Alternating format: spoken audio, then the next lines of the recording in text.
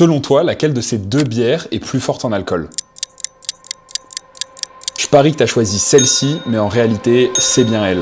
Contrairement à ce qu'on pourrait penser, la couleur d'une bière n'a rien à voir avec son taux d'alcool. Une bière peut être très claire et pourtant très forte. Par exemple, une triple belge blonde peut titrer à 8,5 degrés d'alcool. Alors qu'une Guinness, à l'inverse, une bière noire, c'est 4,2 degrés. Mais alors, d'où vient la couleur de la bière? La couleur, elle dépend du type de malt qui est utilisé et de son degré de torréfaction. Plus le malt est chauffé, plus il fonce et plus il colore la bière, donnant la couleur ambrée, brune ou même noire. Mais cette torréfaction, elle influence pas du tout le taux d'alcool. Le taux d'alcool, lui, il est déterminé par la quantité de sucre fermentescible présent dans le mou. Et donc, il est lié pas à la couleur, mais à la quantité de céréales qui est utilisée pendant le brassage. Et ce qui se passe, c'est lors de la fermentation, les levures vont consommer ces sucres pour les transformer en alcool et en CO2. Donc, plus il y a de céréales, plus il y a de sucre, plus il y a d'alcool. Voilà, maintenant tu sais, oublie pas de t'abonner pour en apprendre plus sur la bière. Moi, je te dis à la semaine prochaine. C'est ciao!